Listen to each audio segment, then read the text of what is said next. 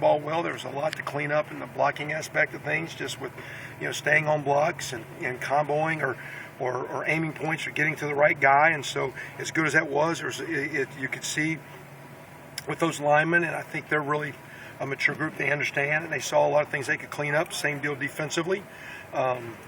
And in the pass game, I really thought, again, just look at some of the things we did. We put ourselves where our timing was off. We put Nate in some situations where the concepts weren't as ideal. And for the most part, I actually thought he kind of played pretty good because just the rhythm of the game and getting him started. We didn't do a good job getting him started. They tweaked some things in coverage where a couple concepts we didn't have a complete enough plan to have it one time. A guy just doesn't run a route. We don't have a check down we need, so he takes a sack, and his protection is actually good. So, I thought he needs to play better.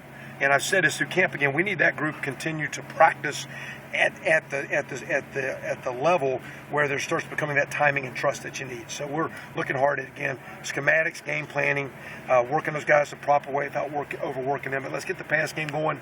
Even though the run game looked good, so much could be better there.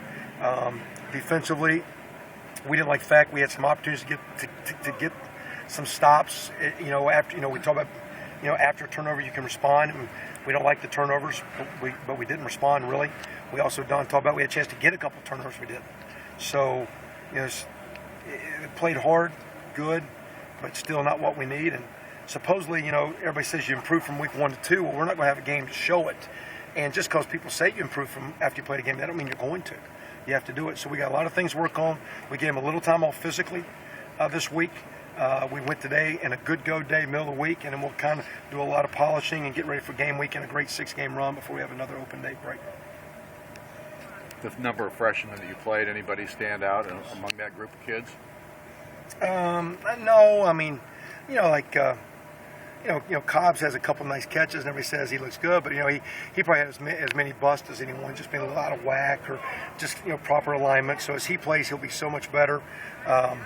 Jay-Sean has the one blunder on the punt return, which we got to do a better job for him. But he probably, he has the negative, but probably played better consistently as you go. So the linebacker guys and DB showed up well. Tony Fields had a chance, to get a hand on the ball and make a pick and didn't. So no one disappointed. It's a good group, and like I say, it was good to get it. It was not by design, but they got it there when the game was kind of close. And that was their first time, but it was actually some critical minutes. And that was nice. Instead of it was just a mop-up, with your first time. For the most of the part, those guys were kind of playing, and the game's a little bit in balance. So it was nice. Obviously, Bobby had his big day, but how do you evaluate the performance of the rest of the defensive line? Okay, we could be so, again, as you come out of our camp stuff, we try to stay off the ground because we don't want people in the legs for ankle and knee injuries, and then you end up playing high. So your pad level, gets up because if you're playing, you get on the ground more.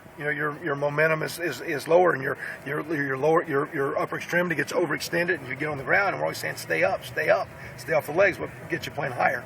So just like the O-line, those guys can play so much better. It's a strong group, big group. We need those guys to improve. No one was disappointing, but just to me, a lot of times what you see in the first games, they all graded, I think, average. No one was horrible. Bobby was the one guy that made a few plays and was recognized a little bit more as having a better game. But they'll need, and the O-line will need to play better for this run that we're getting ready to see. You mentioned last week that you guys are moving Larray Smith to cornerback. What did you guys see from him that makes you think that he's a better fit for that side of the ball? Well, again, he is a good athlete, fast. He's long. In our running back deal, even though he's fast, instinctively, the other guys were probably, even though he had more speed, the other guys were probably instinctively better runners, a little bit better in the catching and route running or pass pro. So he was good, and he's a guy you want on special teams, and he's unbelievably fast, and he's actually for a reasonably long, tall, big for a skill guy. We have a couple senior corners. We think we have a little void with some guys that we need to improve, so we thought he could get in the mix. I don't know if he's going to play much this year outside of special teams, but he's technically a redshirt freshman. He's got 4 years to go now, and so we just did it after a week of preseason. So said, go over here and try it for one day. Let's see what we think, see what you think. We thought he looked like he could be really good. He kind of liked it, and he's kind of rolled with it. And I appreciate him not doing what's best for the team. Because I don't believe you do what's best for the team. I think you do what's best for you. If it's best for you, it's best for the team, as long as it stays within the confines of team rules and guidelines. So him going over there doesn't help the team unless he wants to do it. I appreciate the fact that I think he's smart enough. He realizes I might be good at this, and I think he's embraced it. And we'll see here over time, can we get him up to speed? He's a long way from understanding the position, but he's got the skill set where he can be pretty good at it. Coach, there's been some talk about tackling technique and introducing some new concepts there. There were a couple of missed tackles in the first couple of snaps, but I saw open field tackling from Flo and from Hunter and some guys. As this game wore on, how did the tackling seem to you? It was better, and at the same time, I think we could squeeze and wrap and get it cleaner. We did miss a couple early, like you talked about. The game is going to be played even by power teams and two-back teams. The ball gets down the field, the ball gets in space. Special teams is in space. So even our stuff today, even without trying to just smash our guys, we're just trying to emphasize some simple fundamentals. We're doing it for our offensive players because they're involved in special teams, so that our receivers and running backs can understand, again, proper leverage on the ball. And we always talk about respecting the ball. And respect sometimes means like, hey, if I'm a running back, don't fumble. If I'm a quarterback, don't throw a pick. But if you're a defender, if you respect the ball, you keep leverage on the ball. You keep it in front of you. You keep it inside. You keep it where your partner can come help you make the tackle. So we're just going to keep working some simple fundamentals. We'll keep trying to take that into our scheme concept. So the scheme's a part of it, but if you're in good position, miss tackle, the scheme's no good.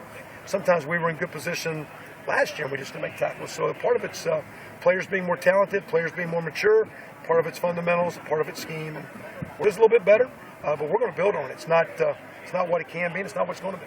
Kevin, as you look at quarterbacks, is the era where you needed a guy 6'3", 6'4", is that maybe is necessary now because of the spread attack, because of wide open? In other words, is a guy 6 foot, 6'1", maybe even 5'11", better able now in this type of college era to succeed? Well, with some of the movement skills, because some tall guys don't run as well. So if you want to do some degree of, and as a quarterback, I mean, there's certain skills you need. And throwing's one, and having a big arm's one, but it's not necessarily as strong as being a guy that can process quickly, have a quick mind. He can see things, good vision, mobility. Even if you're not a ranked team, you got to avoid the rush, make awkward. I mean, Nate missed a wide open, awkward throw the other day where he came out. And I also said, in practice, have you ran that hard in practice when the scout team was chasing you? Because you're running at a different speed, because there's a defense coming at you, and now you're running so hard, your timing's off, and you missed the chip one, but it was an awkward throw. So mobility is always a part of it. So tall guys a lot of times can't run. Most of the great quarterbacks in our game, there are very few, college and pro, at the high end, that are 6'4" and taller.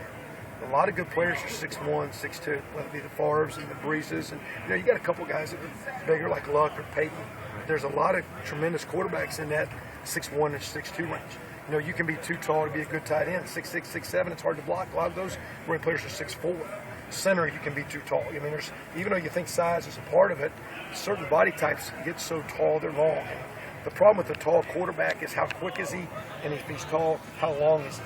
Like Nate, for a taller guy, has reasonable quickness where the ball gets out quick. It's not a wind-up long. Those tall people have long levers, and the longer the lever, the slower the ball comes out.